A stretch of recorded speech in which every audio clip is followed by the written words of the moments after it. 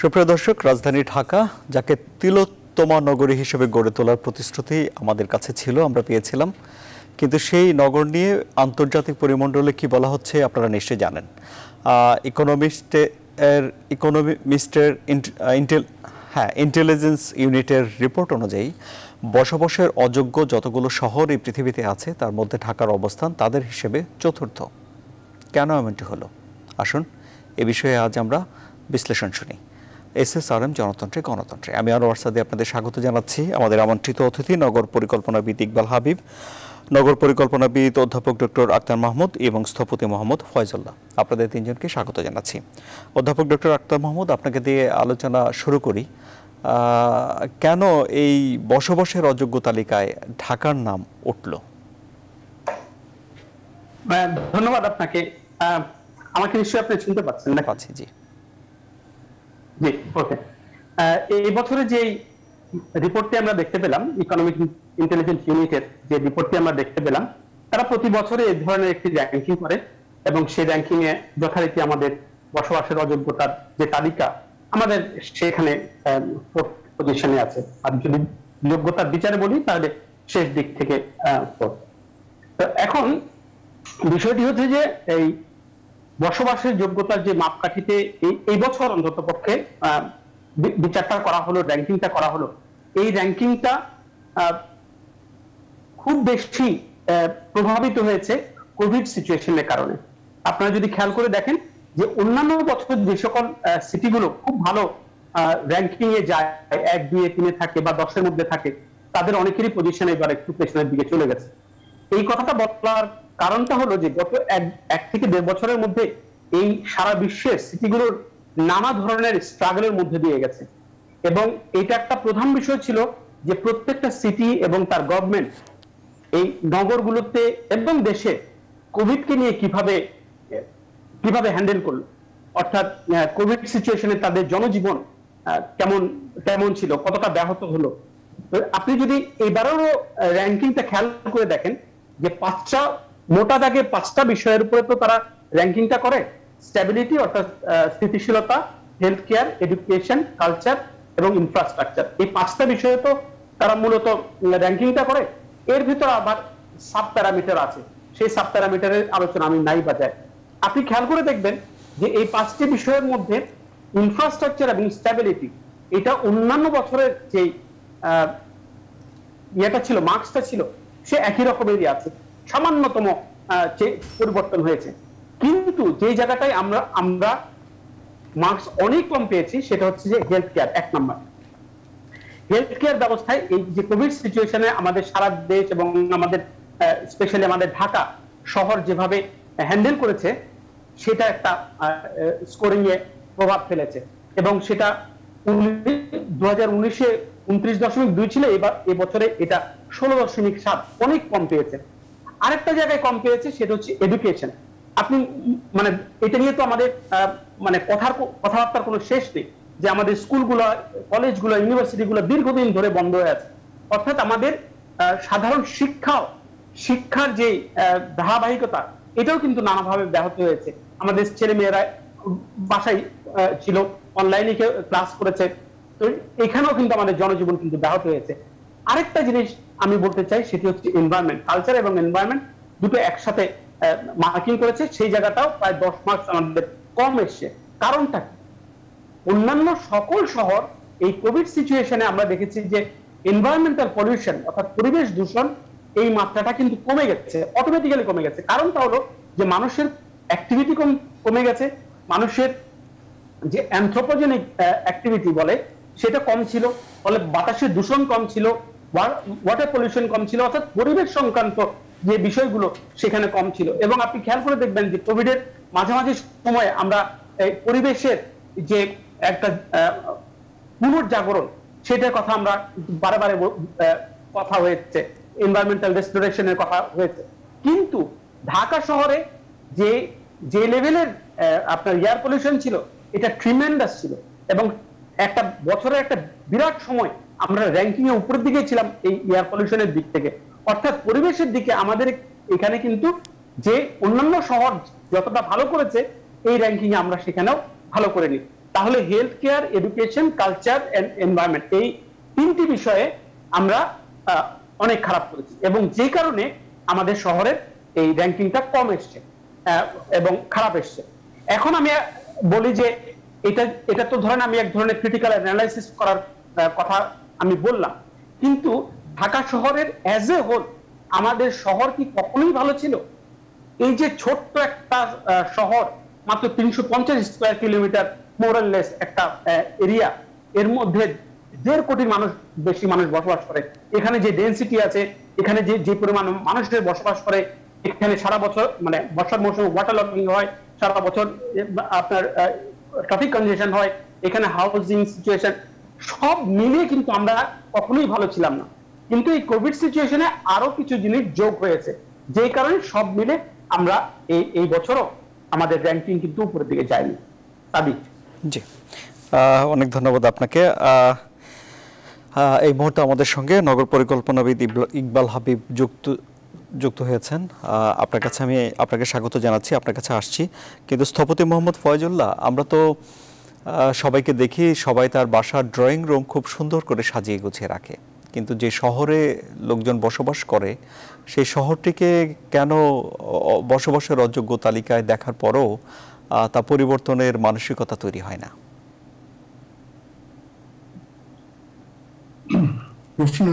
ধন্যবাদ। মানে এখানে তো আসলে মানসিকতাটা কার? এটা কি নগরের বাসিন্দাদের, নাকি নগরের যারা গভর্ন করেন তাদের, যারা নগরকে শাসন করেন, নগরকে পরিচালনা করেন? তো আমার মনে হয় যে এটা দুই পক্ষেরই বিষয়। তবে একটা ভিন্ন আঙ্গিকে বিষয়টা দেখা উচিত, যেটা আক্তার মাহমুদ বলছিলেন, যে এইবারের ইআইইউর যে র্যাঙ্কিংটা হয়েছে সেটা কিন্তু কোভিড ইনফ্লুয়েন্সড। তারপরেও মানে আমি বলবো কয়েকটা বিষয় যেগুলো আসলে পারপেচুয়ালি আমাদের শহরকে রিলেট করে, সেই জিনিসগুলো আসলে আমরা এই আলোচনায়, আমরা যখনই এরকম ঘটনা হয় তখনই আলোচনা করি, এবং আজকেও সেরকমই করব, এবং আমরা আবারই পুনরুক্তি করব, পুনর্ব্যক্ত করব সেই কনসার্নগুলো। কোভিডের জন্য কিন্তু আমার ধারণা ইআইইউ গত বছর কোনো র্যাঙ্কিং দেয়নি, বিকজ গত বছর একেবারেই পুরো বছরটাই যেহেতু কোভিড ইম্প্যাক্টেড ছিল, সম্ভবত ওরা গত বছর র্যাঙ্কিং করেনি, এবার করেছে আবার র্যাঙ্কিং।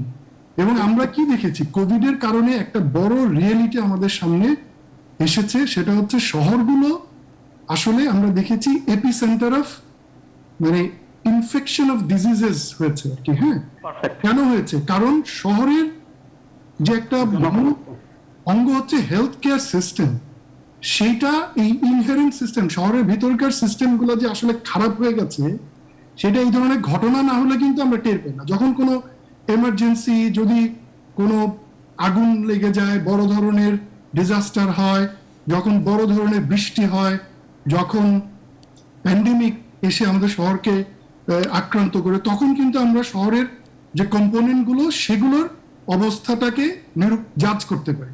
ঠিক প্যান্ডেমিকেও তো ওই জন্য হেলথ কেয়ার সিস্টেমে আমরা এত পুয়ার মার্ক পেয়েছি, এডুকেশনে তো পেয়েছি। বাট আক্তার মাহমুদ একটা বিষয় বললো যেটা আপনার ড্রয়িং রুমের সাথে রেলেভেন্ট, আলোচনার সাথে বা তুলনার সাথে, সেটা হচ্ছে কি কালচারাল এন্ড এনভায়রনমেন্ট। তো আমরা জানি আমাদের এনভায়রনমেন্টাল কন্ডিশন, আমাদের শহরের পেরিফেরিতে আমরা ইট ভাটার গল্প সবসময় বলি, বা আমাদের যে ট্রান্সপোর্টেশন সিস্টেমের যে অবস্থাটা আছে সেখান থেকে হচ্ছে অন্যান্য আরো যে ইন্ডাস্ট্রি থেকে নির্গত হচ্ছে, বা ইভেন শহরের যে বর্জ্য ব্যবস্থাপনা, তার যে কন্ট্রিবিউশন পুরোপুরি পলিউশনের জন্য, সেইটার এবং অপরিকল্পিত নির্মাণ কাজ, নানা কারণেই এই পলিউশনটা তো শহরকে সবসময় আমাদেরকে আক্রান্ত করছে। কিন্তু কালচারাল এনভায়রনমেন্টের একটা বড় বিষয় হচ্ছে প্রত্যেকটা শহরকে কিন্তু আমরা তার কালচার দিয়ে আমরা চিনি। আমরা যদি যে কোনো একটা ভালো শহরের কথা বলেন, আপনি আমস্টারডামের কথা বলেন, আপনি আপনার চোখে ভাসবে সাইকেল, সবাই সাইকেলে চড়ছে।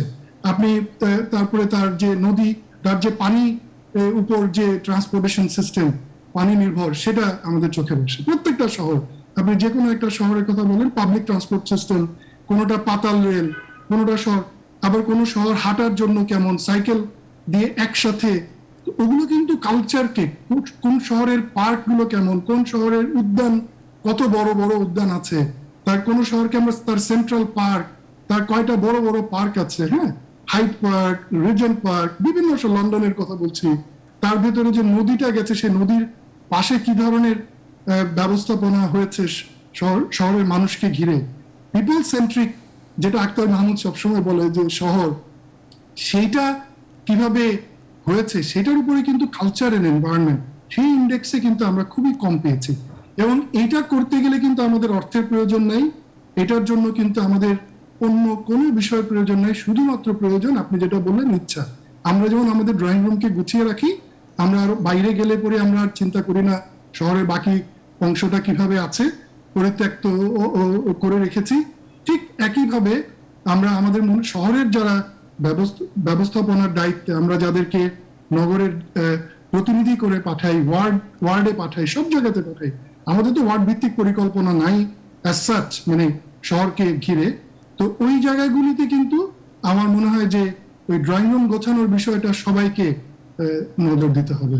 এবং এইটার জন্য public place, public garden, public playground, public facilities, এইটাকে কিন্তু ঠিক করতে, উদ্ধার করে আবার গুছিয়ে, যেটা আমি শিওর যে ইকবাল হাবিব ভাই আছেন, উনি এই বিষয়ে তো সরাসরি অনেক কিছুর সাথেই যুক্ত, তো উনি আরো বলতে পারবেন। এই বিষয়গুলো কিন্তু শহরের কালচার এন্ড এনভায়রনমেন্টকে, ইন্ডেক্সকে অনেক দূরে গিয়ে। ধন্যবাদ। অনেক ধন্যবাদ। আমি আবার আপনার কাছে আসবো, নগর পরিকল্পনাবিদ জনাব ইকবাল হাবিব। এখন রাজধানী যে পরিস্থিতিতে আছে, তাকে কি বসবাসযোগ্য আন্তর্জাতিক মাপে নেওয়া সম্ভব? ধন্যবাদ আপনাকে এবং আজকের আলোচক বৃন্দকে। প্রথমে বলে রাখি, আমি একজন নগরবিদ, নগর পরিকল্পনাবিদ নই এবং স্থপতি। আমি মনে করি প্রথমেই যে জায়গা থেকে পরিষ্কার করা দরকার, আজকের আলোচক ইতিমধ্যে কালচার অর্থাৎ সামাজিক যে কালচার বা সংস্কৃতি তার কথা বলেছেন, নগরের প্রত্যাশার কথা বলেছেন। প্রথমেই বলি যে র্যাঙ্কিং এবং তার যে মূল্যায়ন পদ্ধতি নিয়ে আজকে আমরা এই আলোচনা শুরু করেছি, সেটার ব্যাপারে আমার আপত্তি রয়েছে। ফি বছর এই ইকোনমিক ইন্টেলিজেন্স এই রিপোর্টগুলো দেয়, কিন্তু আপনারা খেয়াল করে দেখবেন সবচেয়ে বাস্তবতা বিবর্জিত এই র্যাঙ্কিংটা এই জন্যে, পক্ষপাত দুষ্ট এই জন্যে যে বসবাসযোগ্য শব্দটা বলতে গেলে আপনাকে অবশ্যই জনমিতি এবং জনঘনত্বের বিষয়টা আনতে হবে। একটি শহর কত মানুষকে কত অল্প জায়গার মধ্যে ধারণ করে বিকশিত করছে, সেটি যদি আপনি পরিসংখ্যানে না আনেন, পরিমাপে না আনেন, তবে এই নগরের প্রতি অবিচার করা হচ্ছে, এটা মানতেই হবে। আপনি অকল্যান্ডে যাবেন অথবা অটোয়ায় যাবেন, আপনি সেখানে গিয়ে একটা ছবি তুলেন, একটা সেলফি নেন, আপনি 3টা মানুষও খুঁজে পাবেন না। কয়টা মানুষকে কত স্কোয়ার ফিটে কত সম্পদ দিয়ে তারা বিকশিত করছে, এই জিনিসটা বুঝতে হবে যে মানুষ ছাড়া শহর হয় না।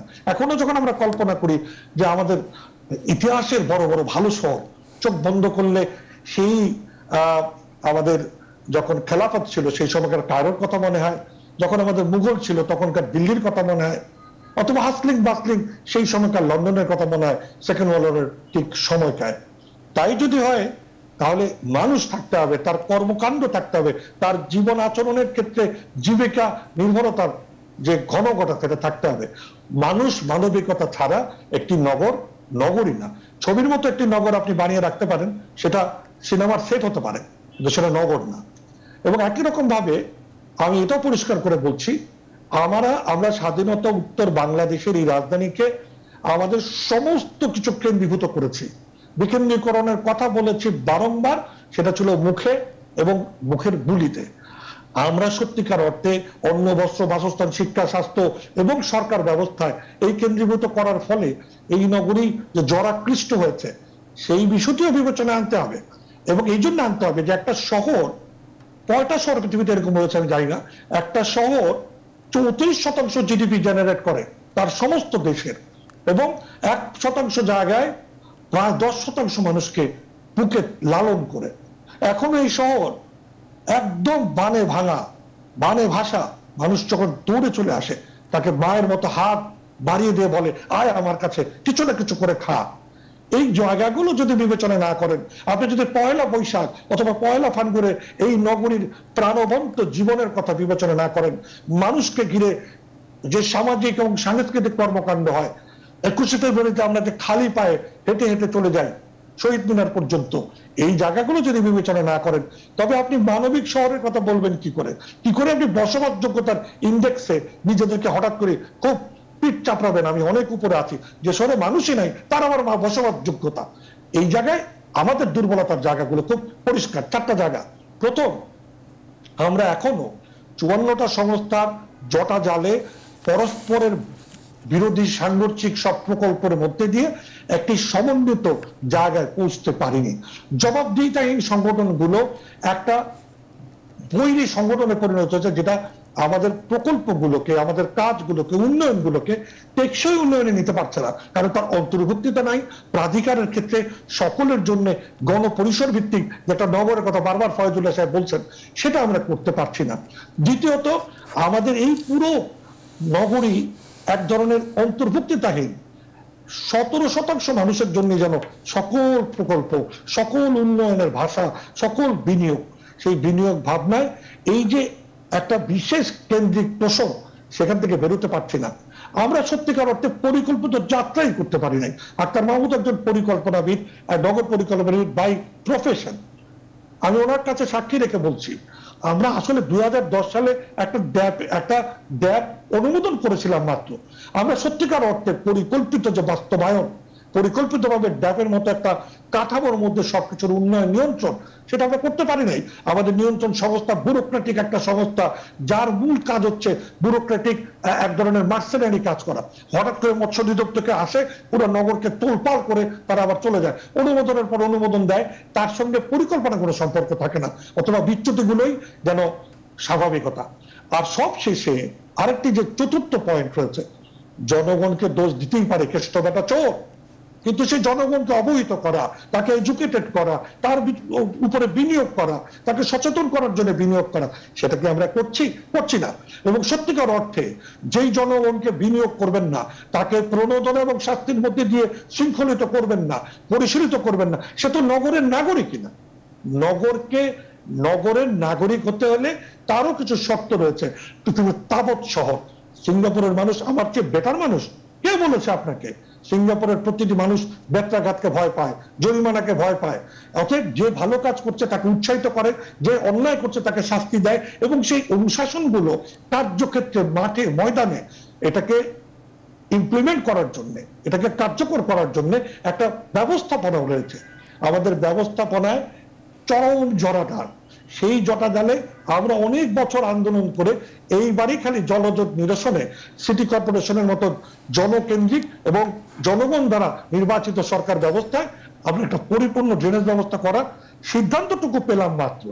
এখনো সেটার কার্যত পুরো হস্তান্তর, পুরো চেইন অফ কমান্ডটাকে এনে একদম আল্লাহর রহমত বৃষ্টি পড়া থেকে শুরু করে রোদ পর্যন্ত কার্যকর করতে পারি নাই। মনে রাখতে হবে, এই জায়গাগুলোতে আমাদের চ্যালেঞ্জগুলো আমরা জানি। আমাদের মানুষ, আমাদের প্রকৃতির এই ঘনঘটার বিরুদ্ধে রুখে দাঁড়ানোর যে রেজিলিয়েন্স, সেটা পৃথিবীতে যে কোনো দেশের তুলনায় অনেক অনেক বেশি প্রশংসনীয়। আমাদের রেজিলিয়েন্স আছে, আমাদের মানুষের চেষ্টা আছে। একটা বাংলাদেশের এই রাজধানী শহরে একটা মানুষ পাবেন না যে কোনো না কোনো ভাবে তার জীবিকা নির্বাহ করছে। প্রয়োজনটা কি? এই যে 4টা বিষয় বললাম, পিছন থেকে যদি বলি, জনগণের অবহিতকরণ, সচেতনতা, তার অন্তর্ভুক্তির জন্য বিনিয়োগ করেন, বিকেন্দ্রীকরণ করেন এই নগরীকে, এবং নগরীর অন্তর্ভুক্ত যত প্রকল্প, উদ্যোগ, উন্নয়ন, সেটাকে টেকসইয়ের শর্ত অনুযায়ী অন্তর্ভুক্তিমূলক করেন সকলের জন্য। যে প্রকল্প সকলের জন্য হবে না, সে প্রজেক্ট নেব না। প্রাধিকারের ক্ষেত্রে এটাকে গুরুত্ব দিতে হবে, এবং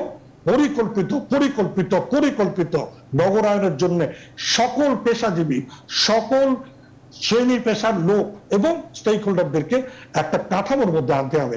কোনো প্রকল্প, কোনো কাজ, কোনো চিন্তা, কোনো দর্শন পরিকল্পনা ছাড়া হবে না। এবং এর জন্য যে নগর দর্শন, সেই দর্শন তৈরি করার জন্য আসলে সকলে মিলে কাজ করতে হবে। কিন্তু এই যে আমাদের এখনকার যে ইন্টেলিজেন্স, ইকোনমিক ইন্টেলিজেন্সের রূপায়ণ, সেটার মধ্যে দিয়ে কিন্তু এই অর্জন হবে না। কারণ এই কাঠামো, এই যে দামেস্কের পাশে আমার শহরকে নিয়ে টেনে ধরা, এর মধ্যে দিয়ে এই শহরের নতুন প্রজন্ম দেশ থেকে পালিয়ে যাওয়ার বার্তা পাবে, এই দেশকে পরিত্যাগ করে এই নগরীকে পরিত্যাগ করার বার্তা পাবে। এটা আমি গ্রহণ করতে রাজি না।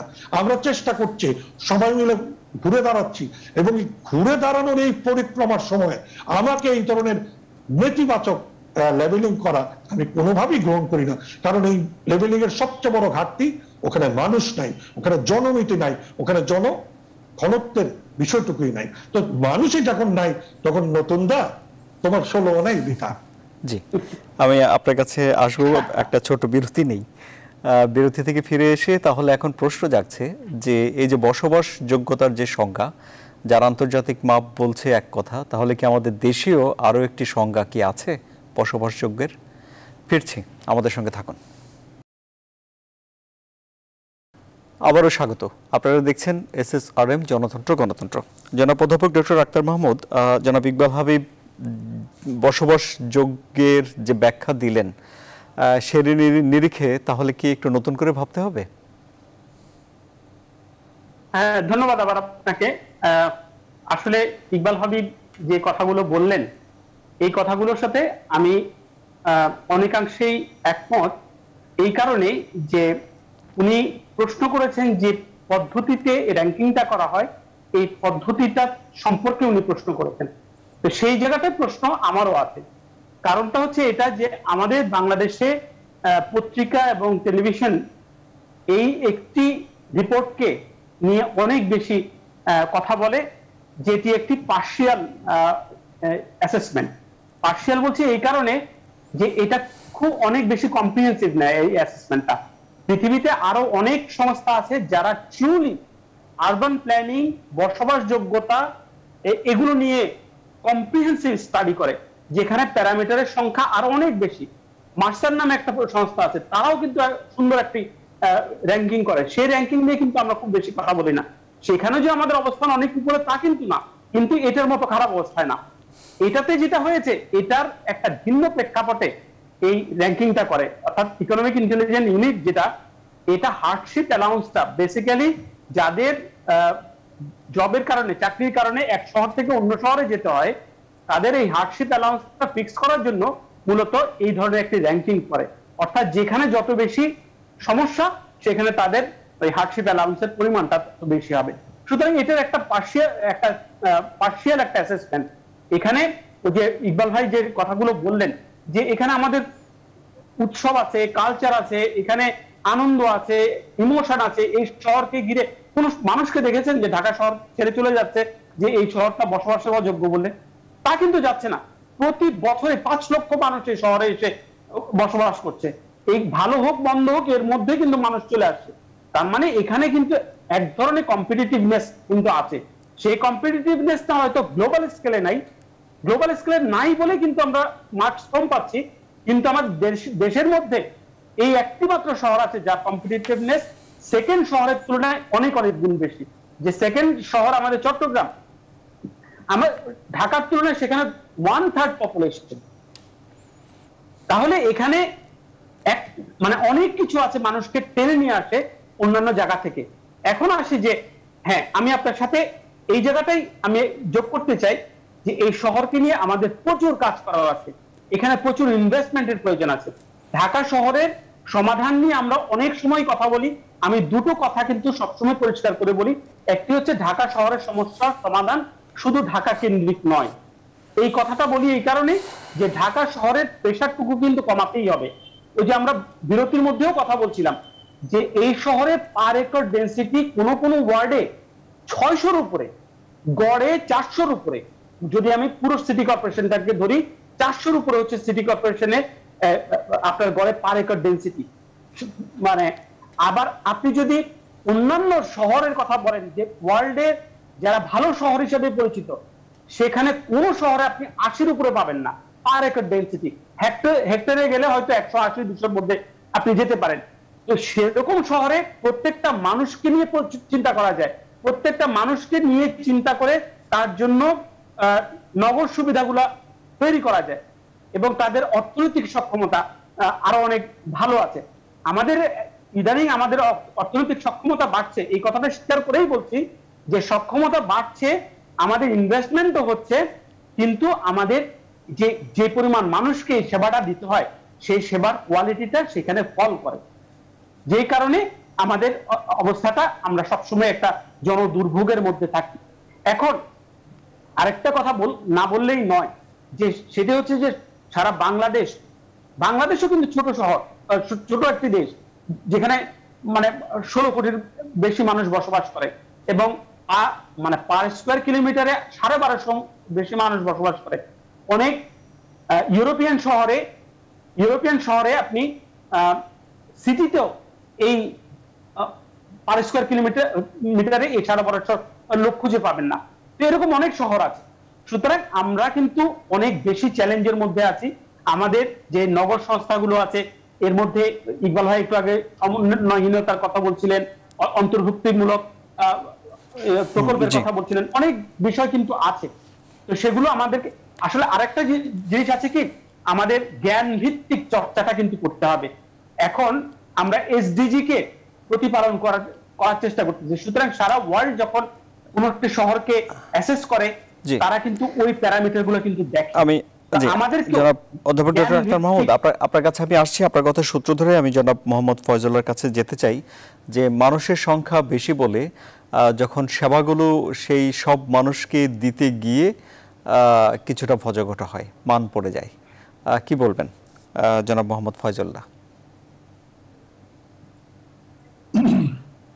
আমার মনে হয় যে আমাদের আলোচনাটা যেভাবে চলছে, আমরা কি আলোচনা করছি? আমরা স্থপতি আছি, দুজন, এবং পরিকল্পনাবিদ আছেন, নগরবিদ আছেন, স্থপতি এবং নগরবিদ আছেন। আমরা আসলে এই ইআইইউর যে রেটিংটা হয়েছে সেটা নিয়ে আলোচনা করছি, নাকি আমরা অ্যাজ এ হোল একটা সিটি আমাদের শহর নিয়ে চিন্তা করছি? আমি আসলে পুরো শহর, আমাদের শহরকে নিয়ে, এটা একটা ফোরাম। আমাদেরকে যখন ইনভাইট করেন আমরা এটাকে একটা প্ল্যাটফর্ম মনে করি, যেখানে আমরা আমরা আমাদের ভয়েসকে এক্সপ্রেস করতে পারি, আমাদের আন্ডারস্ট্যান্ডিংটাকে এক্সপ্রেস করতে পারি। আমি একজন আর্কিটেক্ট হিসেবে আমি সেবার মান বলে ভজঘট হয়ে যায় এটা না। আমরা শহরকে আসলে কিভাবে দেখি, শহরের পরিকল্পনা, শহরের ডিজাইন, আমরা কোথায় আছি, আমরা 50 বছরে আমরা কোথায় এসেছি, আমরা কি এতে খুব আমরা জানি আমাদের চ্যালেঞ্জেস গুলো। আমি জানি এখানে ইকবাল ভাই অনেক ইমোশনের কথা বললেন, আমাদের প্রাণের শহরের সাথে আমাদের সম্পর্কের কথা বললেন, সেগুলো নিয়ে তো আমি দ্বিমত করছি না। কিন্তু এই ধরনের যখন একটা আলোচনা হয় তখন আমরা একটা সুযোগ পাই আমাদের ইন্ট্রোস্পেকশন, আমাদের নিজেদেরকে আত্মসমালোচনা করার, গভীরে যাওয়ার, এবং এটা ক্রিটিক্যাল একটা কনস্ট্রাকটিভ ক্রিটিসিজমের আঙ্গিকেই আমরা করতে চাই। আর আমি ইআইইউ রেটিংকে খুব একটা, আসলে ইকবাল ভাইয়ের সাথে আমি একমত, আখতার মাহমুদের সাথেও একমত, যে আমি ইআইইউ রেটিংকে, বিকজ আমরা ইআইইউ অ্যাক্টিভিটি কি, তার অর্গানাইজেশনের আমরা ডিটেইল জানি না। একটা জাস্ট মিডিয়াতে ফলো করে বললো যে বাংলাদেশের লিভেবিলিটি দিক থেকে fourth from the lowest, and এইটাকে নিয়ে আমরা খুব হচ্ছে না। কিন্তু আমরা আমাদের শহরের বিষয়টা নিয়ে আমরা আলোচনা করতেই পারি এবং আমরা সেই জায়গাটাতে একটা সুযোগ নিচ্ছি আর কি। হ্যাঁ, যে আমরা এটা যদি আমাদের সিটি কর্পোরেশনকে বা আমাদের পলিসি লেভেলে যদি মনে হয় যে না এটার কোনো ইম্প্যাক্ট আমরা দিতে পারি, সেটা আমরা দিতে চাই। আমরা তো আমাদের শহরকে ঘিরেই কথা বলছি, আমাদের শহরের ভালোর জন্যই বলছি। আমরা তো এই শহরকে আমাদের মতো করে বিনির্মাণ করতে চাই। দেখেন, শহর এবং অঞ্চল পরিকল্পনায় এতদিন ধরে যে ধারা ছিল, এটা ছিল ডিজাইন করতে হয়। আর্কিটেক্ট হিসাবে আমাকে ইনভাইট করেছেন, আর্কিটেক্টরা কিন্তু শহরের পরিকল্পনা করেছে। লে কর্বুজিয়ে, ফ্র্যাঙ্ক লয়েড রাইটের ব্রডএকার প্ল্যান, এটা রেডিয়াল সিটি, এই ধরনের অনেক আর্কিটেক্টরা কিন্তু সিটি প্ল্যানিং করেছেন।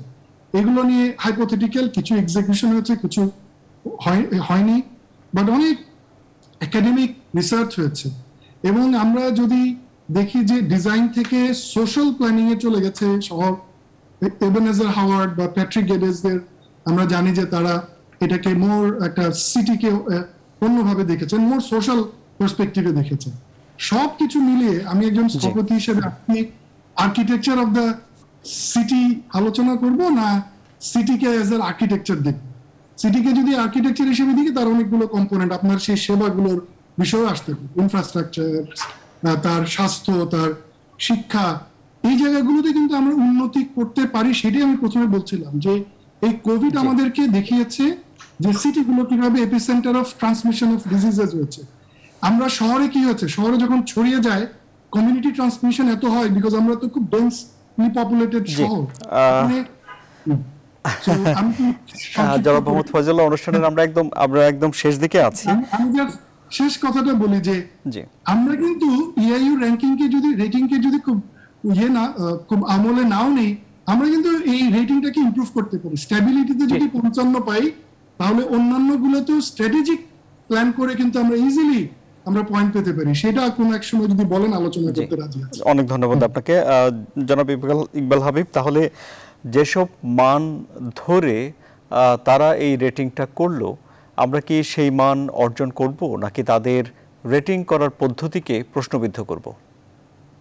আমি তাদের বিষয়টাকে এড়িয়ে বরং আমাদের স্বনির্বন্ধভাবে যে জায়গাগুলো কাজ করা দরকার সেগুলো আরেকবার পুনর্ব্যক্ত করি। আমাদের ঘুরে দাঁড়ানোর অন্যতম সূত্র বা রোড ম্যাপ হওয়া উচিত, যেটা আখতার মাহমুদ বলেছেন, এসডিজি, টেকসই উন্নয়ন লক্ষ্যমাত্রা, এবং সেই অনুযায়ী সকল অন্তর্ভুক্তিতায় প্রকল্প গ্রহণ থেকে শুরু করে প্রকল্প বাস্তবায়ন, সব মানুষের শহর বানানোর জন্য প্রাধিকারের ক্ষেত্রে গণমানুষের অধিকার, তার বাসস্থান, তার চলাচলকে অগ্রাধিকার দেয়া, আমাদের সেবা সংস্থাগুলোকে জবাবদিহিতামূলক এবং অবশ্যই যদি সম্ভব হয় তাদেরকে একটি সিটি গভর্নেন্সের আন্ডারে এনে জনপ্রতিনিধিত্বের কাছে জবাবদিহিতামূলক একটি সংস্থায় পরিণত করা, এবং অবশ্যই আমাদের জনগণকে অন্তর্ভুক্ত করার জন্য জন অবহিতকরণ বা জনসম্পৃক্ততার ক্ষেত্রে বিনিয়োগ করা।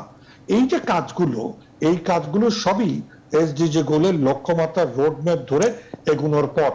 সেই পথে আমাদের আরো দৃঢ়তা, আরো ঐকান্তিকতা, আবার পরবর্তী প্রজন্ম নিয়ে আরো শক্ত প্রত্যয় এগিয়ে যাওয়া, সেটাই হোক আমাদের এই সমস্ত আলোচনার মূল ক্ষেত্র। আমরা এই রিপোর্টগুলো দেখব এবং রিপোর্টগুলো থেকে আমরা সংকেত নেব, কিন্তু রিপোর্টগুলোকে বিশ্বাস করে এগোবো না, বরং আমাদের নিজেদের উপর বিশ্বাস করব, নিজেদের অভিজ্ঞানের উপর বিশ্বাস করব, এবং নিজেদের মেধা এবং আমাদের উদ্ভাবনী শক্তিকে যদি আমরা ব্যবহার করব, অবশ্যই আমরা যে ঘুরে দাঁড়ানোর প্রত্যয় ব্যক্ত করে এগুচ্ছি, এটা আরো দ্রুতায়ন হবে এবং নিশ্চিতভাবে আগামী দিনগুলিতে বাংলাদেশের এই রাজধানী শহর হবে সবচেয়ে জনবান্ধব, পরিবেশ বান্ধব একটি শহরের উদাহরণ, ইনশাআল্লাহ। জি, অনেক ধন্যবাদ আপনাকে জনাব মোহাম্মদ ফয়জুল্লাহ। আপনার জন্য শেষ 1 মিনিট আছে আমাদের হাতে, আপনার শেষ কথাগুলো শুনি, তারপর আমরা অনুষ্ঠান শেষ করব। আমি একদম ভিন্নভাবে ভিন্ন আঙ্গিকে বলতে চাই। আচ্ছা, আমাদের এই সিটি কর্পোরেশন গুলোতে আমরা যদি শহরের গভর্নেন্সের জন্য যাদেরকে আমরা দায়িত্ব দিই, সেখানে বা নগর পিতা বলি, নগরের পিতা, নগরের তার অভিভাবক বলি, তাদের এখানে আমাদের এই যে স্থপতি আছি, প্ল্যানার আছি, তাদের অপারেশনাল স্ট্রাকচারে স্থপতির কোনো রোল আছে? নাই। নগর পরিকল্পনায় কেউ আছে?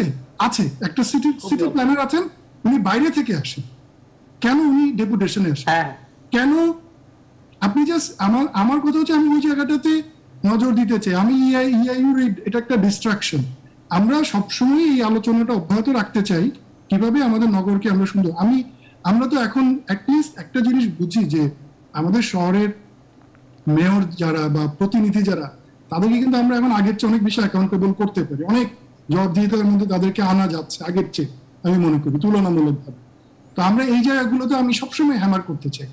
তো আমার শেষ কথাটা হচ্ছে এটাই যে আমরা শুধু সিটি কর্পোরেশনের অপারেশনাল স্ট্রাকচারে দেখি, ওখানে একটু চেঞ্জ আনতে পারলেও আমরা অনেক বড় রেজাল্ট পাবো তার কর্মপরিধিতে। Same goes for Raju. জি, অনেক ধন্যবাদ আপনাদের। এরই সঙ্গে আমরা শেষ করছি আজকের মতো গণতন্ত্র। আমাদের সঙ্গে থাকা আপনাদের ধন্যবাদ। আরো খবর ও বিশ্লেষণ জানতে আপনারা ভিজিট করুন www.news24bd.tv। সবাইকে ধন্যবাদ।